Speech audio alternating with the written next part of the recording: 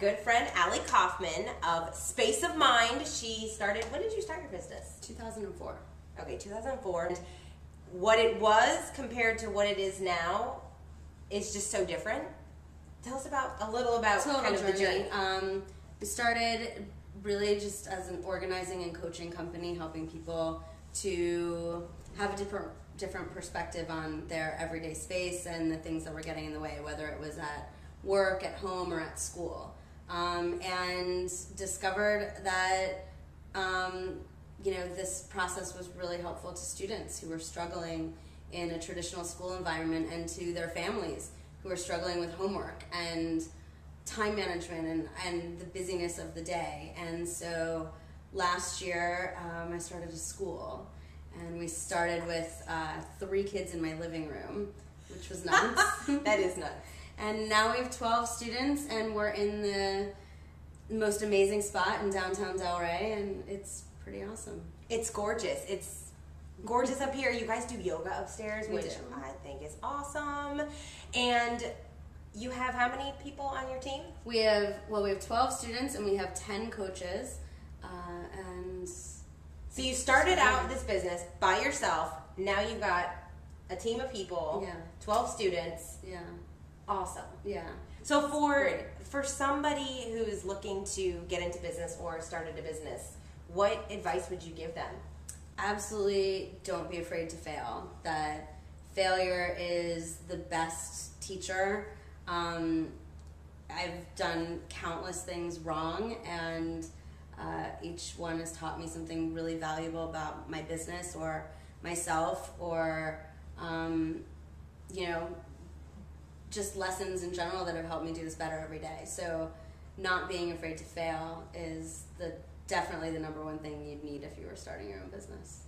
And one of the things that we were just talking about that I think I talk with a lot about this with different people in their businesses is when you really want to know that next step. You want to know where it's going to be in a year from now, but you don't always know. And I know for you, when I've seen you kind of go through your journey, you haven't always known, and you thought you were going to have this space, and it ended up being this whole different opportunity. So talk a little bit about that for those of us that are kind of attached to needing to know kind of the path that you're going to go on, because I haven't known anything this whole time, and I think it's better. She does it so well.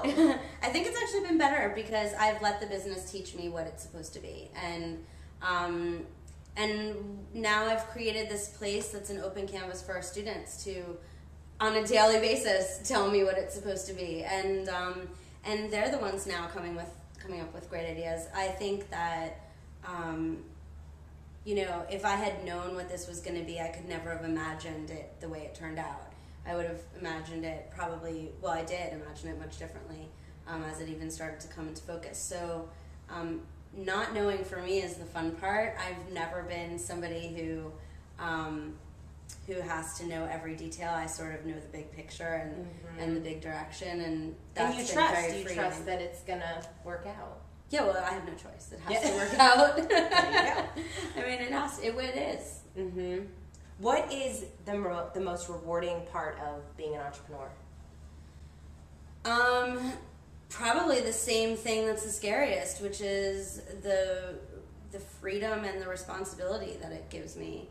I have a lot of freedom to create my work environment and my work day, and at the same time, my work day sometimes doesn't end.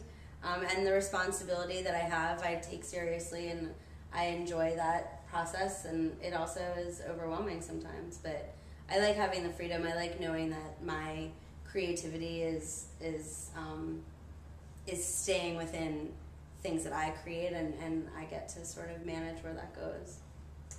I can't even imagine that you ever deal with this, because knowing Ali, she's so creative and just all over the place all the time, but do you ever feel like you need some kind of inspiration, or do you ever feel like in that rut, what do you do when you feel like you need that creativity or inspiration? Yeah, it's really funny actually. I moved from Boston back to South Florida to start this business, and I was just talking about this today, that not having the speed and the pace of the city and the amount of interesting inspirational things that happen in the course of a day, like just riding the train there and reading over someone's shoulder and being inspired by that, or there's less of that down here. So for me, I'm getting the inspiration from our students and from the business itself and from the people who have been a part of this journey. And I think in my life, though, I also enjoy having the inspiration come from my environment too. Well, you are awesome, and you do create an amazing inspirational place for all of the students. To find out more about Ali or Space of Mind, go to myspaceofmind.com.